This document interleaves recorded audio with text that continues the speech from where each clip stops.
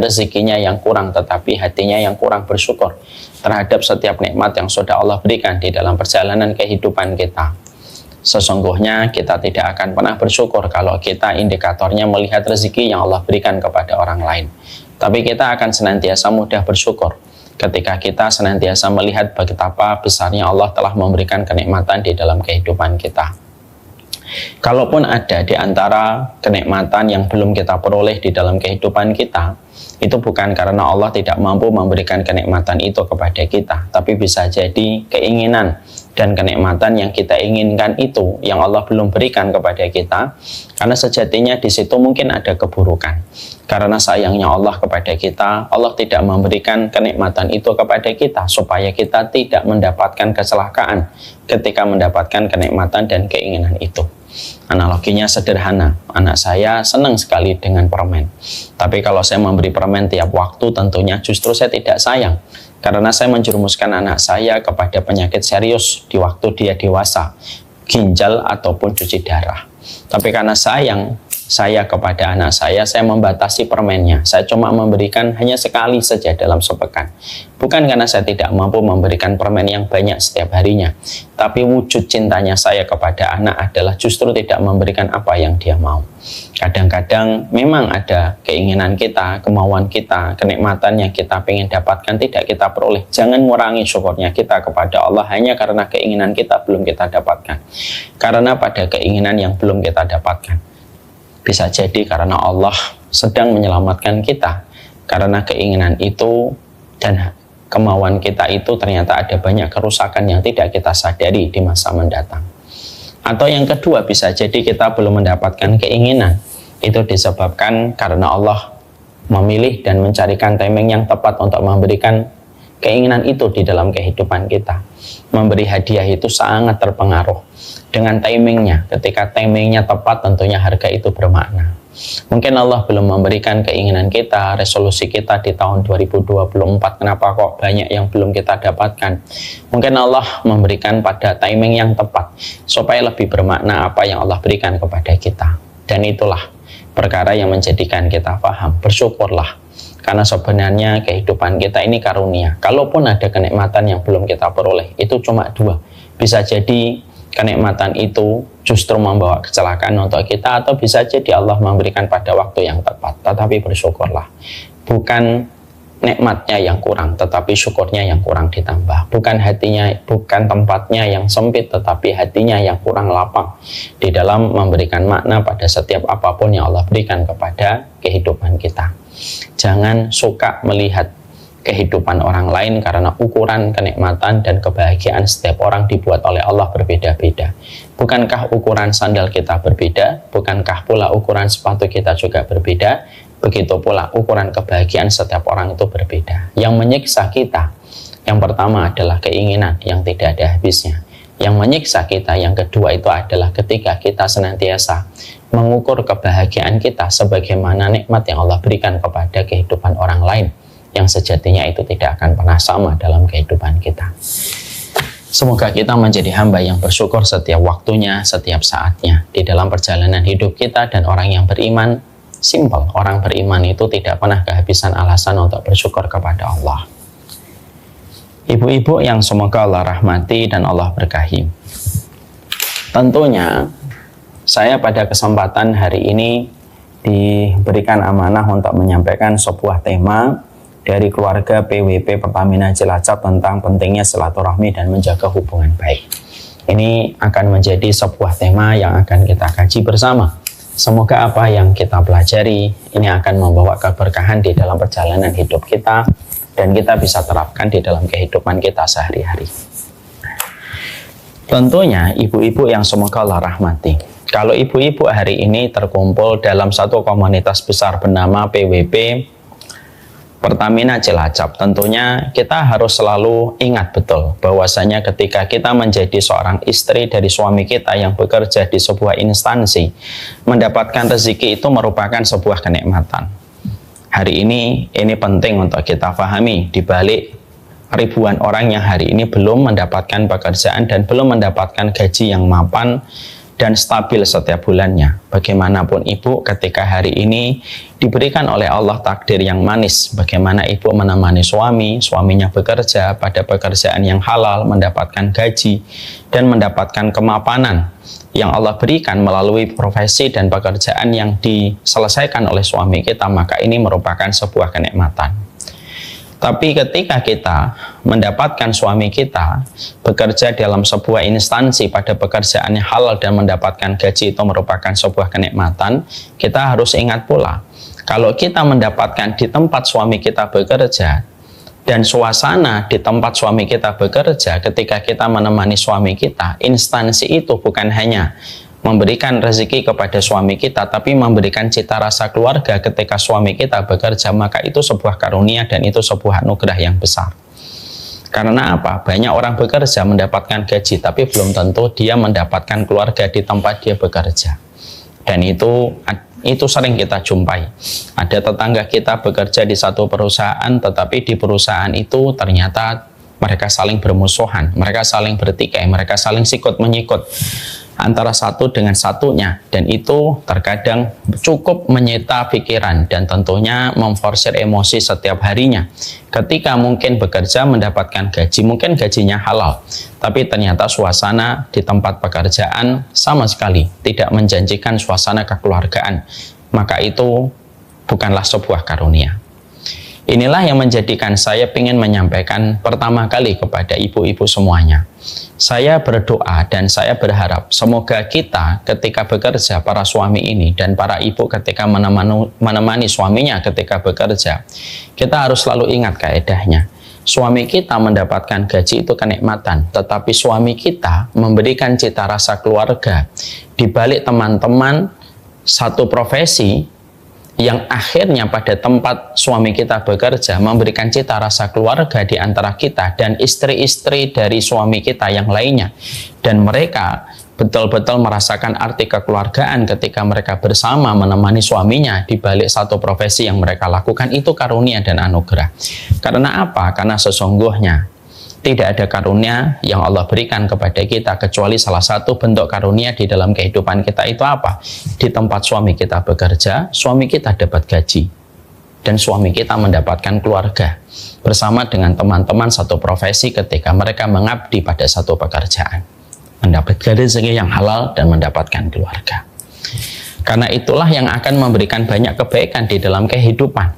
Kalau kita mendapatkan bagaimana suami kita, teman-teman suami kita, istrinya, teman suami-suami kita, ketika mereka betul-betul telah menjadi bagian dari sebuah keluarga, lalu mereka senantiasa menjaga hubungan kekeluargaan itu dengan baik, maka setidaknya akan memberikan keuntungan besar di dalam kehidupan kita, baik dalam aspek ukhrawi ataupun dalam aspek duniawi. Dalam aspek akhirat, maka setidaknya kita akan mendapatkan bahwasanya ternyata di tempat suami kita bekerja, kita mendapatkan keluarga, di mana keluarga itu akan menjadi salah satu support system kita menuju kepada Allah.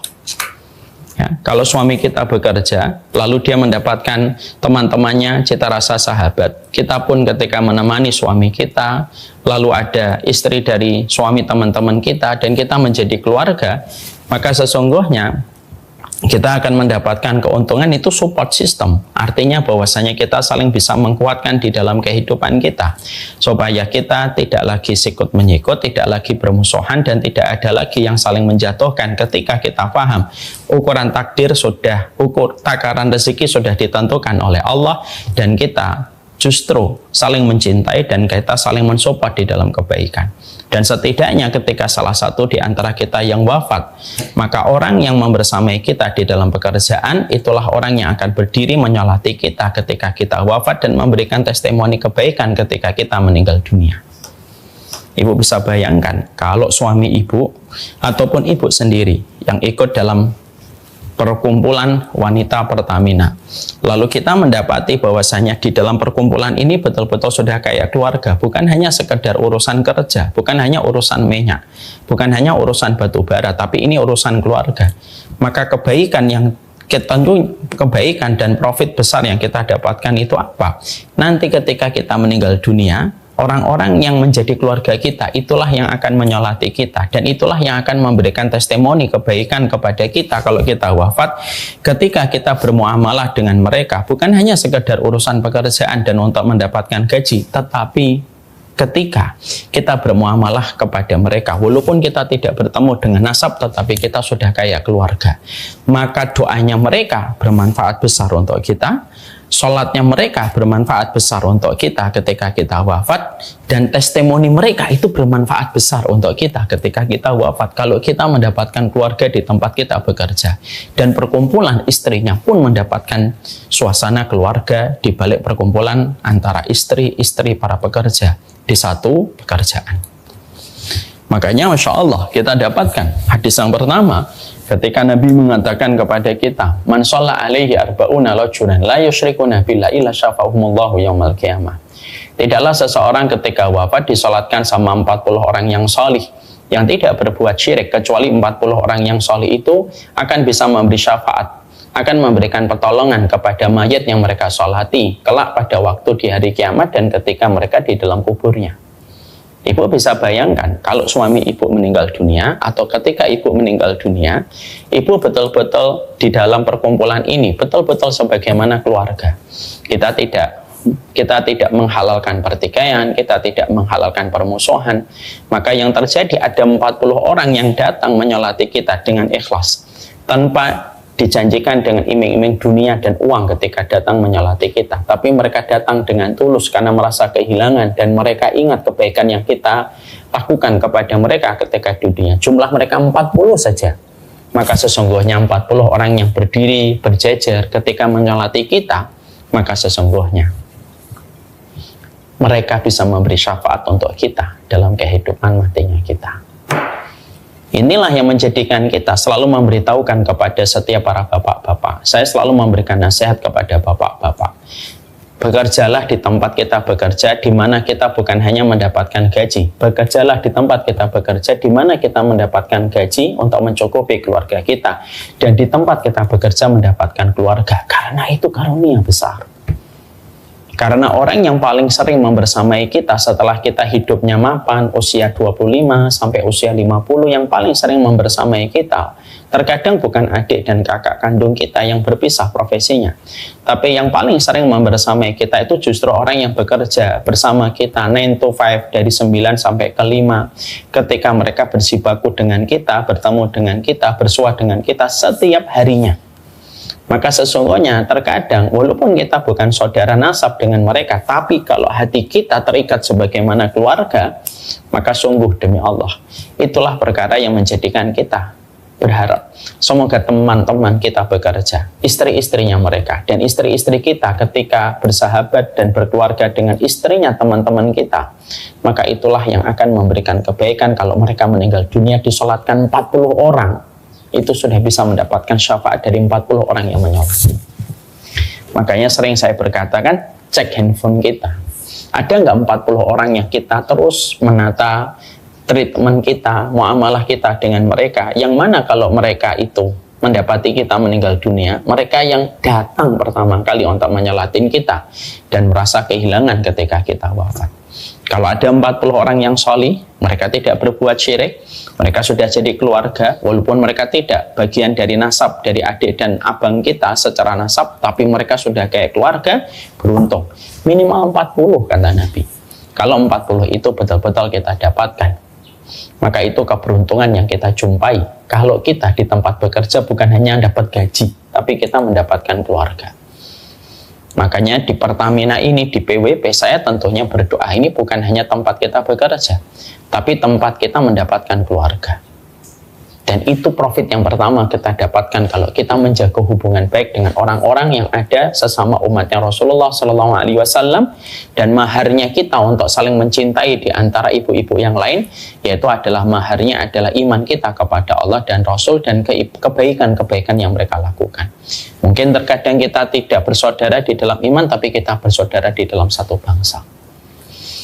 Ya, maka itu yang pertama. Yang kedua, apa profitnya kalau kita betul-betul menjaga suasana di komunitas kita, di tempat suami kita bekerja, di tempat kita melakukan aktivitas profesi kita, kita mendapatkan keluarga di tempat itu. Yang kedua, kesaksian mereka itu akan menjadi kesaksiannya Allah di atas muka bumi ini, sebagaimana di dalam hadis riwayat yang sahih.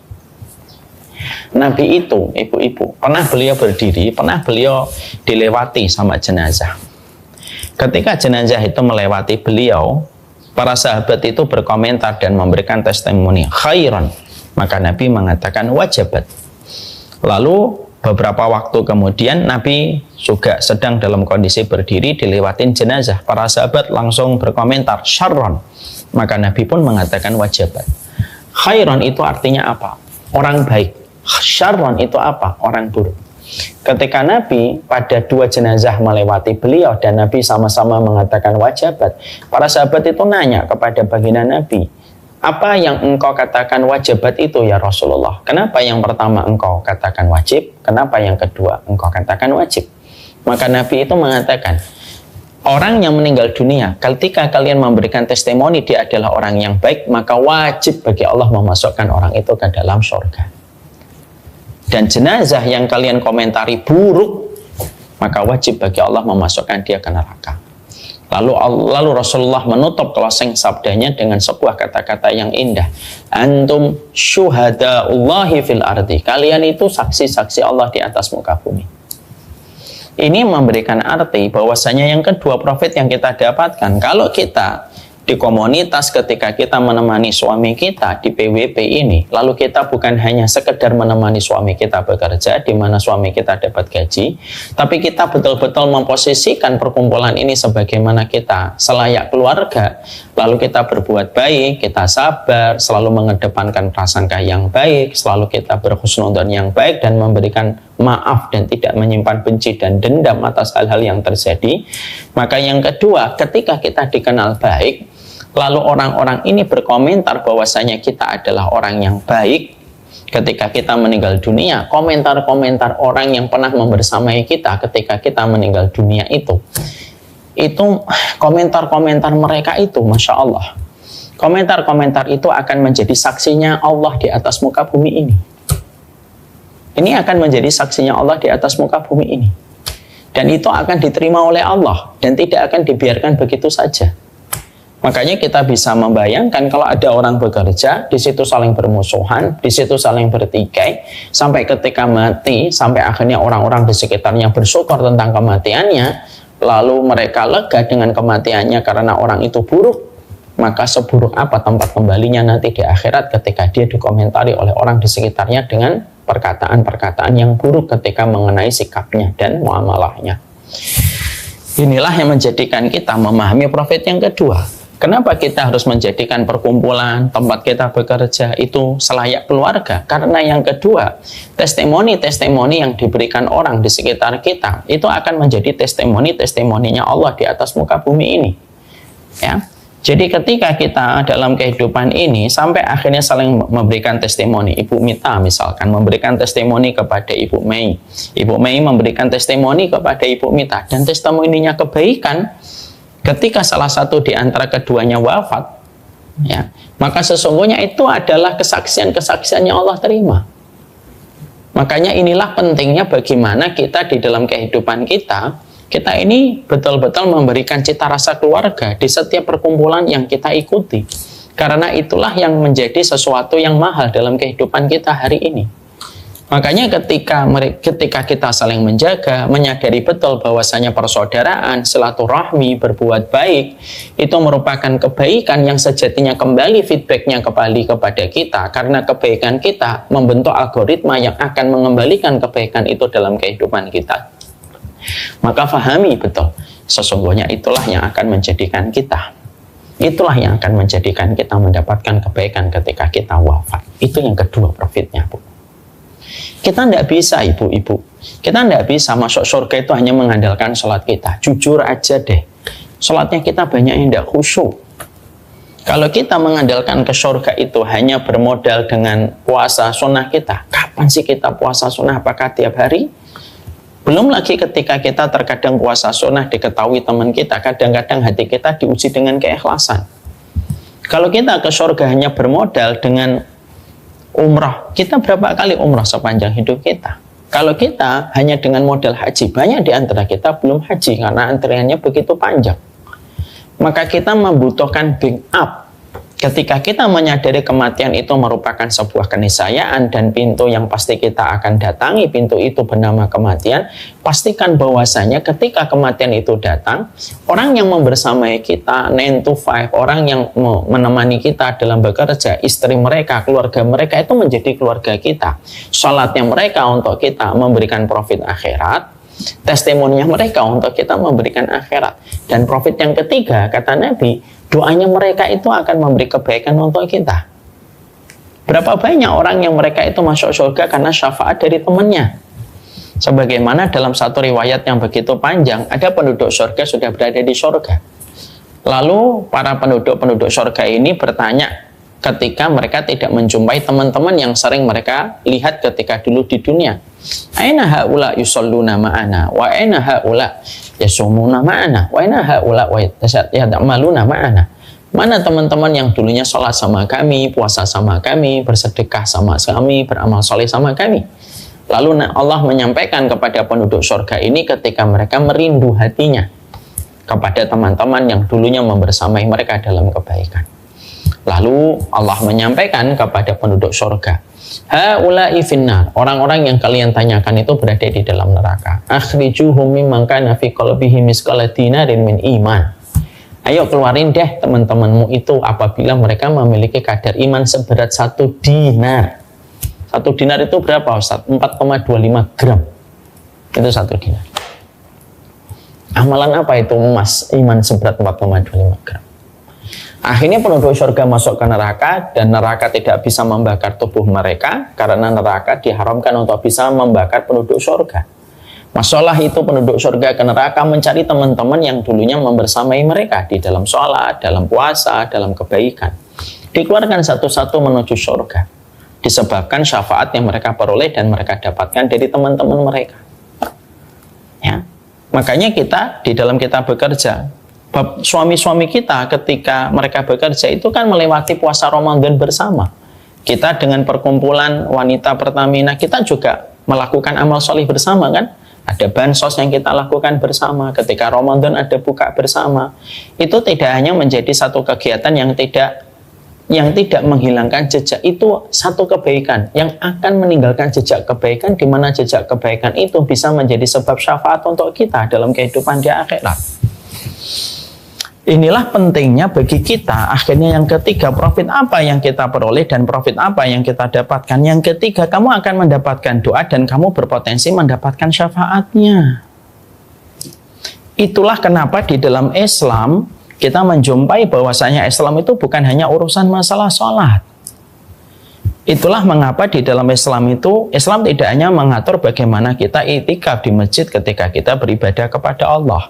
Tapi Islam itu mengatur bagaimana kita di dalam kehidupan ini menjaga persaudaraan dan berbuat baik.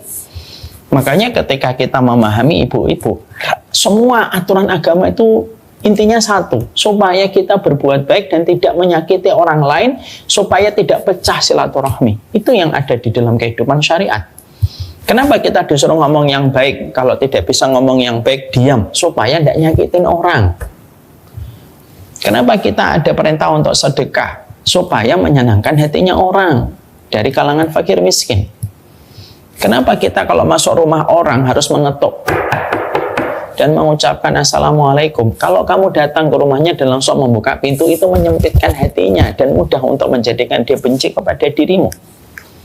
Kenapa harus ada ucapan assalamualaikum? Diaturnya 3 kali, tidak boleh lebih dari 3 kali. Kalau sudah ngucapin salam 3 kali, kok tidak dibuka pintunya, pulang. Kenapa itu terjadi Ustadz?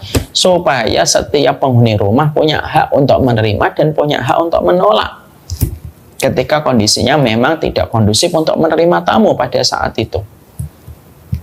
Kenapa kita kalau masak daging diperintahkan untuk memperbanyak kuah? Supaya tetangga kita yang mencium bau daging yang kita masak tidak tersakiti baunya ketika kita tidak memberikan kuahnya atau bagian dari masakan yang kita buat, supaya ketika hidungnya tersakiti terobati dengan makanan yang kita hadiahkan pula untuk mereka, walaupun mungkin komposisinya banyak kuahnya daripada dagingnya. Kenapa kok sunnah sampai masuk mengintervensi aturan dapur kita? Supaya tidak nyakitin orang. Kenapa kita dimakruhkan untuk makan pete, bawang merah, bawang putih ketika banyak berkerumun di depan manusia? Supaya tidak nyakitin orang bau kita. Kenapa kita disunahkan bersiwak? Supaya bau mulut kita tidak sampai tercium orang lain. Masya Allah itu. Kenapa kita kalau silaturahmi diatur, tidak boleh terlalu sering silaturahmi ibu. Makanya Nabi memberikan syariat zurgiban tazid hubban. Kalau mengunjungin saudaramu jangan terlalu sering supaya tambah cinta. Karena kalau terlalu sering, hati yang lapang lama-lama menjadi sempit. Itu semuanya diatur oleh Allah sedemikian detailnya, itu dengan satu tujuan, supaya kita mampu menghadirkan alasan untuk menjaga silaturahmi, mendapatkan kekeluargaan di antara teman ketika kita berinteraksi sosial, dan kita bisa berbuat baik. Makanya satu kebaikan yang paling besar di dalam agama kita itu bukan hanya ibadah pribadi kita, tapi amalan yang paling besar di sisi Allah itu apa? Ketika amalan kita membawa manfaat untuk orang lain, menyenangkan hati orang lain, itu amalannya besar. Makanya Nabi sampai mengatakan, sampai Nabi itu bersabda di dalam satu hadisnya, fima ma'na li an asira fi masirati akhi ahabba ilayya min atakifa fi masjidi hada syahron. Aku menemani orang untuk memenuhi kebutuhannya selama 1 hari, itu lebih aku cintai daripada aku itikaf di masjid Nabi atau di masjid Nabawi selama 1 bulan. Kenapa Nabi bisa mengatakan sabda sedahsyat itu? Orang yang itikaf 1 bulan di masjidnya Nabi kalah dengan orang pahalanya orang yang menemani orang lain ketika memenuhi kebutuhannya, walaupun cuma 1 hari. Jadi kalau ibu menemani saudaranya selama 1 hari, itu lebih utama daripada itikaf di masjid Nabi selama 1 bulan, 30 hari. Ya, jadi misalkan ada ibu dia mendapati Ibu Indri membutuhkan bantuan, Ibu dia keluar, ayo Bu Indri, seharian ini saya temenin. Iya, saya lagi sedih Bu dia. Oke, saya temenin Bu Indri. Saya khawatir kalau Ibu Indri nanti pergi kemana-mana sendirian, nanti ada apa-apa, saya temenin. Maka kata Nabi, kamu menemani saudaramu atas kebutuhannya selama 1 hari, kata Nabi, itu lebih aku senangi daripada kamu itikaf di masjidku ini selama 1 bulan, kata Nabi SAW. Kenapa? Karena itikaf itu manfaatnya kembali sama diri kita sendiri. Tapi ketika kita membantu orang, maka manfaatnya itu kembali kepada orang lain. Dan Allah itu paling senang ketika kita itu senantiasa memiliki empati dan simpati kepada orang lain ketika kita berbuat baik. Itulah yang menjadikan kita paham. Sunnah itu bukan hanya melulu mengurus bagaimana fikih.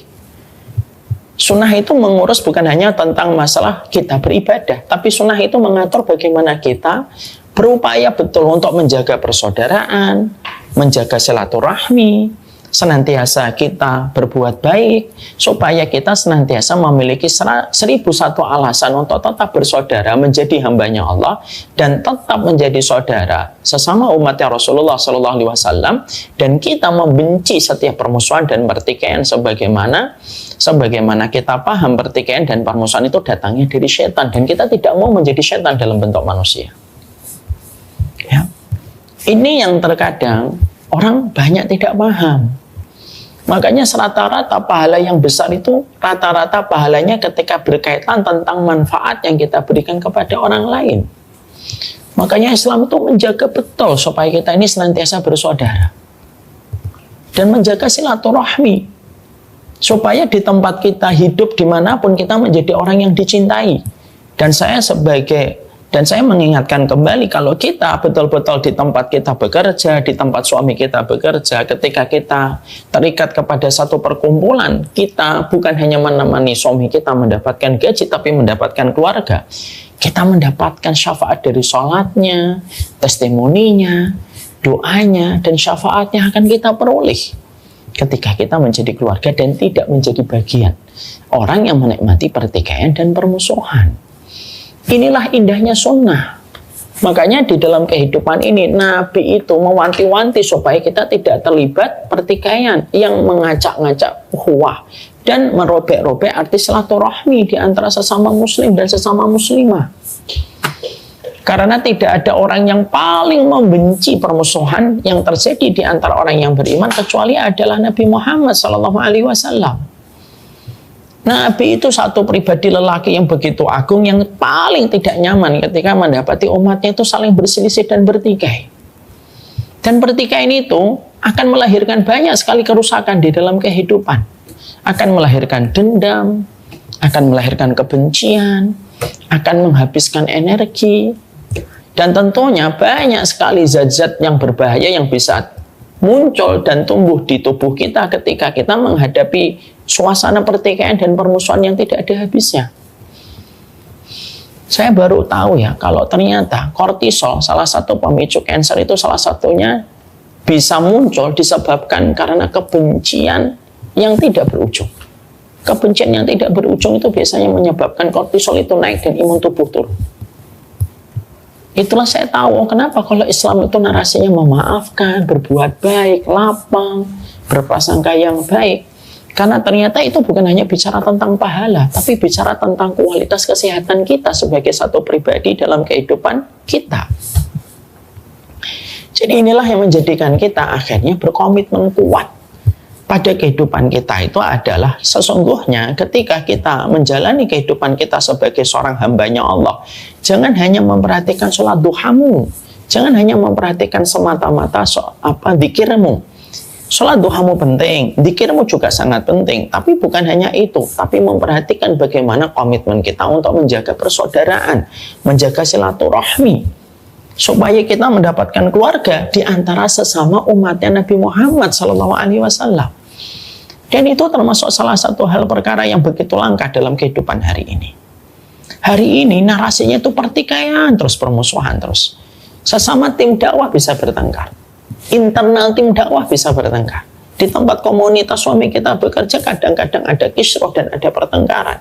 Ini kalau terus diikuti dan terus untuk diperhatikan, tidak ada ujungnya. Tidak ada ujungnya, Ibu. Dan justru yang akan menyempitkan hati kita. Karena kebencian itu selalu datang dari setan ketika kebencian kita kepada sesama orang yang beriman. Makanya perintahnya Allah itu apa? Kepada kita di dalam surat An-Nur ayat 22. Kita ini ketika berinteraksi kepada sesama manusia, maka kaedah umumnya, narasinya yang dipakai oleh Allah itu apa? Wal ya'fu wal yasfahu. Maafin, udahlah berlapang dada. Ala tuhibbuna yaghfirallahu lakum. Apakah kamu tidak suka kalau kamu memaafkan orang lain, kamu akan mudah dimaafkan sama Allah? Kenapa Allah bisa menyampaikan firman yang begitu lembut masuk ke hati kita? Udahlah maafin, lapang dada sama saudara-saudaramu itu. Ala tuhibbuna yaghfirallahu lakum. Apakah kamu juga tidak suka kalau Allah juga ngampunin kamu dan maafin kamu? Dalam surat An-Nur 22. Ini menjelaskan kepada kita betapa dahsyatnya kekuatan silaturahmi. Ya, walaupun mungkin para ulama ada yang mengatakan silaturahmi untuk keluarga, ada yang mengatakan silaturahmi bukan untuk orang lain. Tapi definisi itu bisa kita pakai secara umum. Silaturahmi bukan hanya dalam kita bersama kerabat kita, bahkan ukhuwah pun kepada sesama orang di sekitar kita, lingkungan kita bekerja, lingkungan kantor suami kita, di situ pun membutuhkan ukhuwah dan persaudaraan dengan kita menjaga kebaikan ketika kita berbuat baik. Islam itu satu, jangan nyakitin orang. Kalau kamu nggak bisa membahagiakan, jangan membuat dia sedih. Kalau kamu nggak bisa melapangkan, ya jangan menyempitkan dirinya. Kalau kamu tidak bisa mengembirakan, jangan menyusahkan dirinya. Intinya kan begitu. Ya kalau kita tidak bisa membahagiakan, ya jangan menyedihkan. Kalau kita tidak bisa melapangkan, ya jangan menyempitkan. Itu life hack-nya seorang muslim itu begitu dalam kehidupan kita. Ini kalau betul-betul diterapkan akan menciptakan suasana yang betul-betul kondusif. Anak yang tumbuh di satu keluarga ketika orang tuanya tidak banyak bertengkar, anak itu akan tumbuh harum ketika di masa dia dewasa.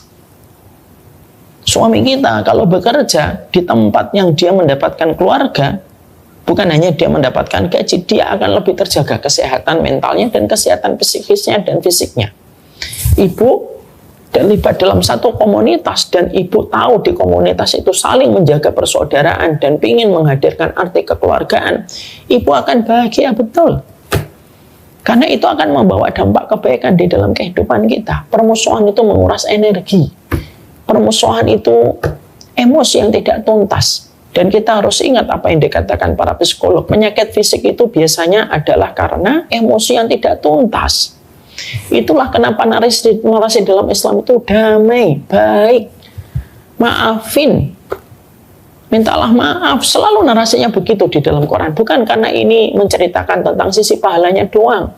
Perintah agama bukan hanya dipahami dari sudut pandang fikih, tapi perintah-perintah agama itu dipahami lebih jauh. Oh, ternyata perintah-perintah ini tuh membawa kesehatan dalam kehidupan kita. Terkadang penyakit seseorang itu berat, lalu ketika dia belajar memaafkan, penyakit beratnya itu disembuhkan oleh Allah. Itulah indahnya ketika kita senantiasa menjaga ukhuwah, menjaga silaturahmi di dalam kehidupan kita. Dan kita memang betul-betul berbuat baik bukan hanya kepada keluarga kita secara nasab, tapi kita berbuat baik kepada orang yang sejatinya tidak mendolimi dan tidak berbuat jahat dalam kehidupan kita. Itulah yang kita inginkan. Mendapatkan gaji ketika bekerja itu nikmat, tapi mendapatkan keluarga di tempat kita mendapatkan gaji itu karunia dan itu anugerah besar di dalam kehidupan kita. Sekarang kita bahas, setelah kita memahami ini, mungkin kita bahas apa yang menyebabkan akhirnya gagalnya silaturahmi dan akhirnya terjadilah pertikaian dan permusuhan. Sebagaimana kita jumpai hari ini, banyak pertikaian dan banyak permusuhan terjadi di mana-mana. Bukan hanya kepada satu komunitas, bukan hanya di tempat kita bekerja, bahkan di tempat-tempat kebaikan di masjid pun banyak kita menjumpai pertikaian dan permusuhan dan tidak terjaganya ukhuwah dan tidak terjaganya silaturahmi. Apa sih yang menjadikan ini tidak bisa terjadi? Ada beberapa sebab. Mari kita mencoba untuk melihat supaya kita mampu menasihati diri kita. Jangan sampai kita memiliki hal-hal ini yang bisa merusak kenikmatan kita untuk menjadi seorang muslim yang bersaudara dan menikmati kehidupan kita dengan lapang hati tanpa ada pertikaian dan permusuhan. Biasanya yang merusak ukhuwah atau yang merusak silaturahmi itu setidaknya ada 4 lah. Ya, walaupun ini panjang tapi saya sampaikan 4 saja. Apa yang biasanya merusak itu? Yang pertama, yang biasanya merusak arti kekeluargaan, arti kebersamaan dalam kehidupan kita. Itu yang pertama adalah ketika kita selalu menajamkan urusan fikih. Dan menjadikan urusan fikih itu menjadi sebab kita memberikan loyalitas ketika kita mendapatkan yang satu frekuensi dan meletakkan permusuhan ketika kita mendapatkan orang itu tidak satu frekuensi dengan kita. Udah.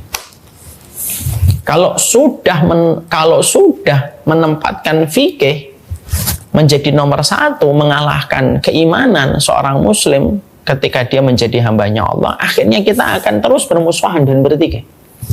Dan tidak akan tercipta nuansa persaudaraan, Ibu. Padahal fikih itu luas, yang sempit itu hati kita. Tidak bisa kita membatasi fikih menurut satu pendapat, sebagaimana setidaknya ada 4 madhab besar yang diakui dan diikuti mayoritas masyarakat muslim dunia. Imam Abu Hanifah, Imam Malik, Imam Syafi'i, Imam Ahmad. Masalah fikih itu luas, yang sempit itu hati kita. Fikih itu luas, yang sempit itu hati kita. Jangan pernah lupa tentang kata-kata ini. Dan biasanya yang menjadikan kita tidak bisa menjaga silaturahmi itu apa? Karena perbedaan fikih menjadikan kita meletakkan permusuhan. Tapi kalau kita mendapatkan frekuensi yang sama, persis dengan kita meletakkan loyalitas dan kecintaan. Yang tidak bisa. Kecintaan itu diletakkan di atas kaidah keimanan. Bukan dalam kaidah fikih ketika kita 100% sama. Ya.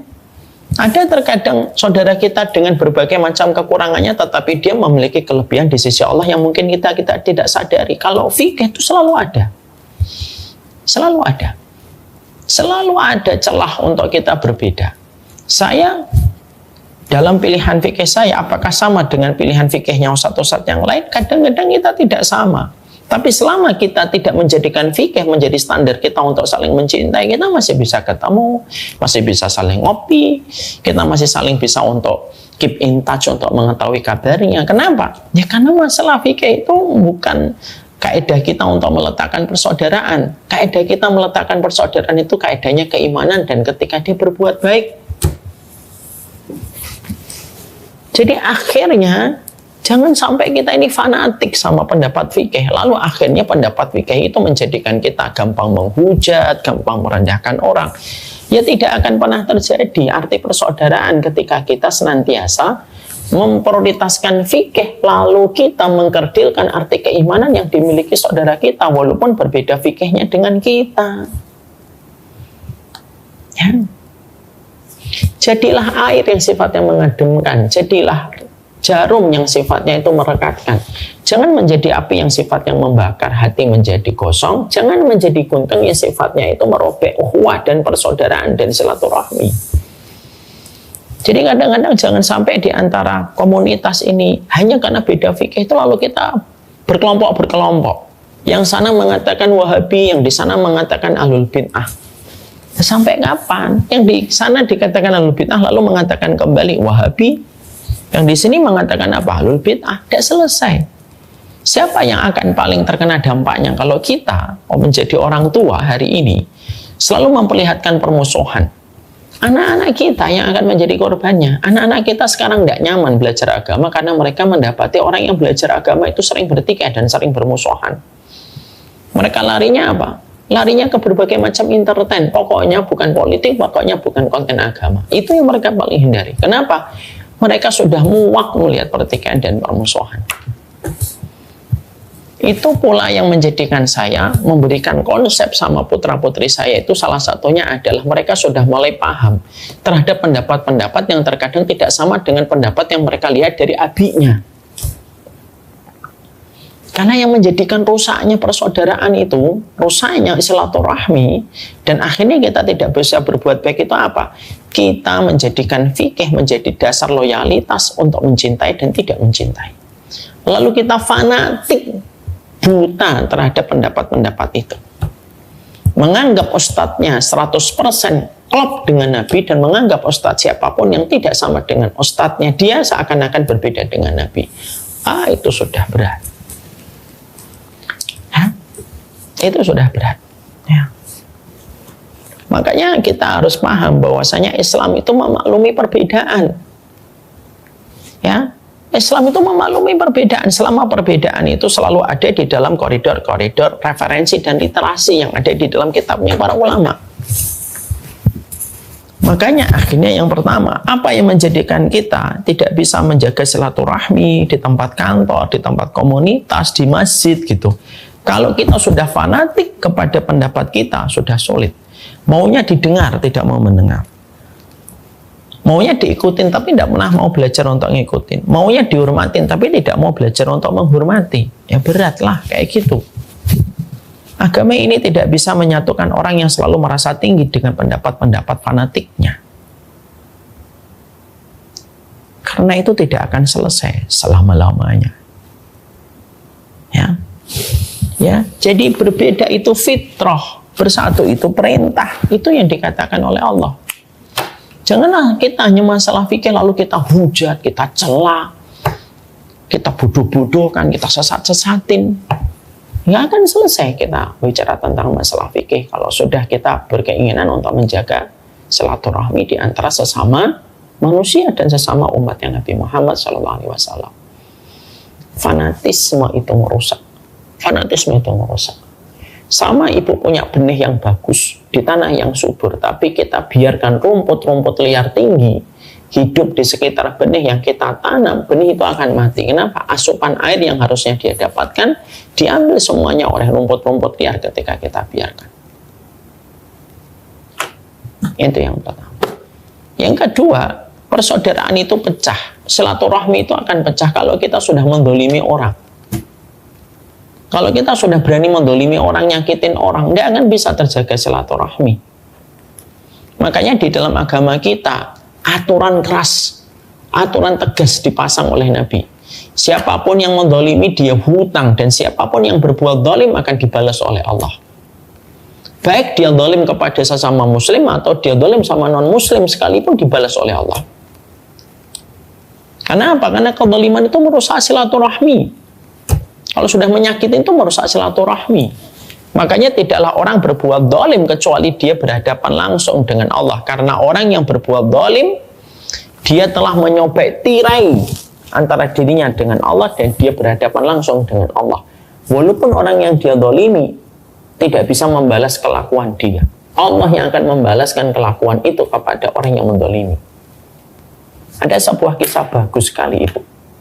Ada seorang nelayan dapat ikan besar, dia jalan di pinggir pantai dan dia ingin membawa ikan itu pulang ke rumah. Biasanya dia jual ikan, tapi pada saat itu momennya dia tidak ingin jual ikan.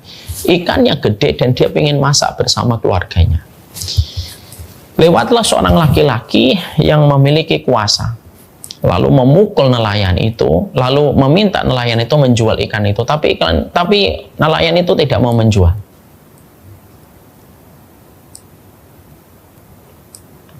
Lalu akhirnya laki-laki itu kecewa, dipukullah nelayan itu sampai jatuh, direbutlah ikannya. Dibawa ke rumah, malamnya makan, tertancap duri di jempolnya. Semalam suntuk, dia tidak bisa tidur. Dibawa ke tabib kaget karena sudah busuk dan harus dieksekusi untuk dipotong, diamputasi karena tidak ada jalan keluar. Baru saja dipotong jempolnya, pulang sampai di rumah telapak tangannya sudah menghitam busuk. Datang lagi ke tabib kesakitan, dipotong telapak tangannya. Baru pulang sebentar, busuknya sudah naik ke ujung tangannya. Datang lagi ke tabib, dipotong sampai sikunya. Sang tabib pun heran karena tidak pernah menjumpai kasus itu selama dia menjalankan praktek kesehatan. Pulang dia sampai ke rumah, ternyata sudah sampai sini busuknya. Sampai akhirnya dipotong di sini. Dan ketika dipotong di sini ada seorang ulama ketika melihat kejadian itu lalu bertanya, ini kenapa kamu setiap datang ke tabib dipotong tanganmu dan diamputasi? Iya, saya makan ikan tertancap duri, lalu cepat sekali busuknya. Dari jempol, telapak tangan sampai siku, sampai ujungnya. Ulama ini bertanya kepada orang ini, yang nestapa dan kasihan ini, kamu dapat ikannya di mana? Dapat ikannya di pantai. Berapa kamu membeli ikan itu? Aku tidak beli. Nah terus aku pukul orangnya. Lalu ulama itu berkata, kamu minta ridhonya. Kalau kamu tidak minta ridhonya, apa yang kamu rasakan ini akan merambat itu infeksinya ke seluruh bagian tubuhmu yang vital dan kamu akan mati dalam kondisi terhina. Ketakutan dia, akhirnya dia datang ke nelayan itu dan nelayan itu sudah lupa sama orang tersebut. Orang tersebut menabrak sang nelayan dan dia minta maaf. Sang nelayan itu berkata, saya tidak kenal kamu. Orang itu berkata, saya merebut ikanmu. Nelayan itu membantah, yang merebut ikanku itu memukul aku dengan tangan kanan. Kamu tidak punya tangan kanan. Iya, itu aku. Inilah kejadian yang menimpa kepadaku. Dilihat lagi oleh nelayan, oh iya ini kamu. Dan nelayan itu berkata, aku tidak tahu kalau akibatnya bisa sejauh ini.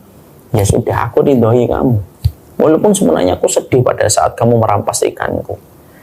Maka orang ini sebelum berpisah dengan nelayan berkata, apa doamu kepada Allah sampai Allah menimpakan kepadaku hukuman semacam ini? Aku berdoa, Allahumma hada abduka taqawa alayya ala dha'fi biquwatihi fa akhadha mimma razaqtani fa arini qudrataka. Maka aku berdoa, ketika kamu merampas ikanku, memukul aku, menendang aku berdoa, ya Allah, ini ada hambamu sok jagoan kepadaku, mengambil rezeki ikan yang telah Engkau berikan kepadaku, maka berikanlah kuasamu kepada dirinya. Barulah orang laki-laki itu sadar, ternyata dia telah berhadapan dengan Allah ketika nelayan itu mengadu kepada Allah. Jadi di situ kita mau mempelajari yang kedua, biasanya tidak bisa ada silaturahmi itu gimana? Kalau sudah ada kezaliman, jangan ada kezaliman. Kezaliman itu merusak persaudaraan. Kezaliman itu merusak persahabatan. Kezaliman itu merusak kebersamaan. Jangan dolimi nama baiknya, jangan dolimi kehormatannya. Kalau kamu mendapatkan kekurangannya, diam. Kalau kamu menjumpai dosanya, diam. berdoalah kepada Allah supaya Allah menyembuhkan dan memberikan kepadanya jalan hidayah. Itu yang kedua. Ya.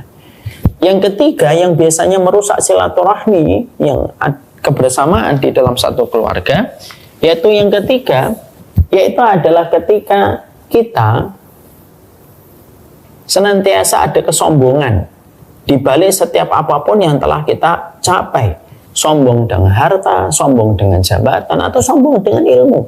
Dan yang paling berbahaya itu sombong dengan ilmu. Kalau orang sudah merasa lebih pintar daripada temannya, itu yang menjadikan tidak akan bisa silaturahmi. Kenapa? Dia merasa lebih pintar daripada orang lain. Kesombongan itu menyergap hatinya. Rahmatnya Allah itu tidak pernah mendaki ke tempat yang tinggi, tetapi rahmatnya Allah itu selalu menyapa di tempat-tempat yang rendah. Menyapa di tempat yang rendah, menyapa di hati-hati yang merendah dan bertawaduk kepada Allah. Orang kalau sudah dalam kondisi dia itu sombong, dia tidak akan bisa duduk sama rendah, berdiri sama tinggi. Semua dari kita ini titipan. Kalimat tauhid yang Allah ajarkan kepada kita dan sudah sering kita ucapkan setiap ada teman kita meninggal dunia. Apa itu? Inna lillahi wa inna ilaihi raji'un. Semua kita ini miliknya Allah. Tidak ada yang kita punya. Nggak ada apapun yang kita miliki. Tidak perlu kita sombongkan. Dan yang paling tercela itu sombong sama ilmu. Yang paling tercela itu sombong sama ibadah. Ilmunya belum tentu 100% benar. Ibadahnya juga belum tentu 100% mampu dia jalankan. Tapi dia sudah sombong. Nah, kesombongan ini merusak silaturahmi, merusak persaudaraan di dalam kehidupan kita bersama dengan orang-orang lainnya. Makanya kita minta sama Allah itu supaya kita diberikan hati yang tawadhu. Duduk sama rendah, berdiri sama tinggi. Jangan merasa kita penting. Maka lebih baik kita merasa, saya ini orang nggak penting. Biasa, orang biasa. Itu menjadikan kita mudah untuk saling bersaudara.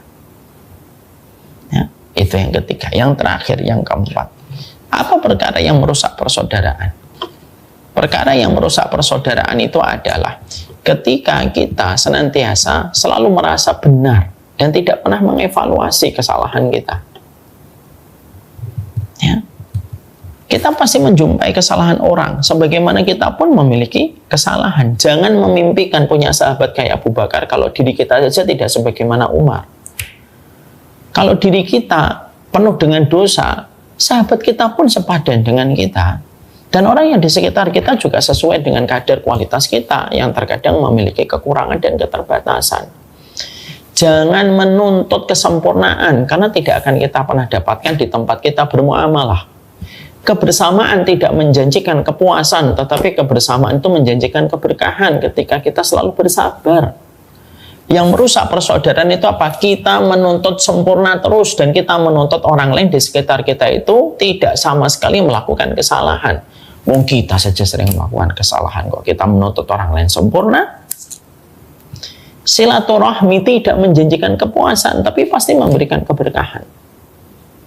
Jadi kalau ada di antara teman-teman perkumpulan ini, PWP ini, ada yang terkadang salah, ada yang terkadang sikapnya kurang benar menurut kita, ya wajar, maafkan. Sebagaimana kita juga ingin dimaafkan oleh mereka dan kita ingin dimaafkan sama Allah.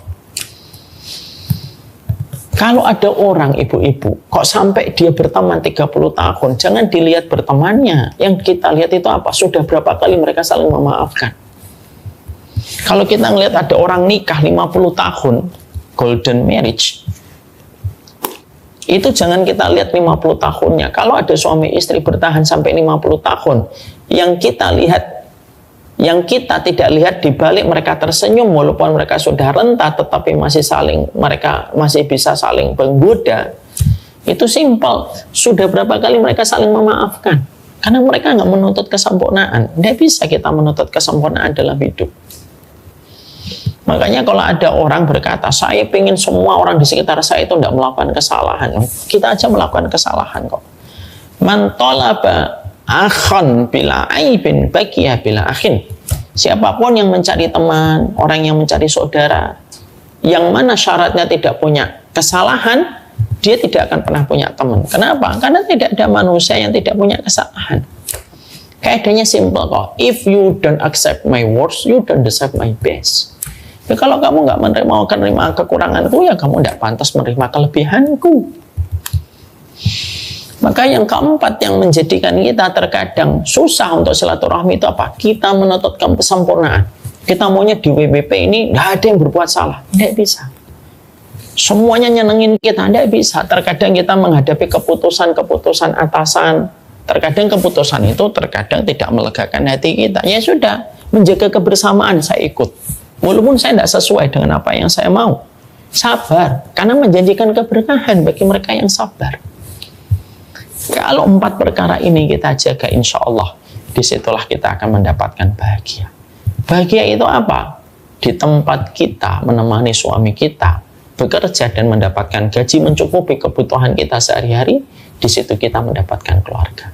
Siapapun yang telah mendapatkan keluarga dalam silaturahmi dan di dalam dia menjaga ukhuwah, saudaranya adalah saudara-saudara muslim yang tidak terlibat dalam nasab dan tidak terikat dengan nasab, tapi mereka kayak saudara, kita mendapatkan 3. Ketika disolati mereka 40 orang memberi syafaat untuk kita. Testimoni mereka akan menjadi testimoninya Allah di atas muka bumi. Dan yang ketiga, yaitu kita akan mendapatkan cipratan doa dari mereka dan memberi syafaat untuk kita ketika nanti kita berpulang menuju ke kampung halaman kita tercinta, yaitu akhirat. Disinilah kita bisa berharap dan berdoa, melangitkan harapan. Di PWP Cilacap, bukan hanya sekedar menemani suami bekerja dan mendapatkan gaji. Di PWP Pertamina Cilacap, kita berdoa, semoga kita pun mendapatkan keluarga, saling menguatkan, saling bersinergi, saling berkolaborasi, tidak saling berkompetisi, tidak saling menjatuhkan, untuk sama-sama menuju kepada surganya Allah seluas langit dan bumi. Surganya Allah itu seluas langit dan bumi. Terlalu sepi kalau hanya kita doang yang masuk surga.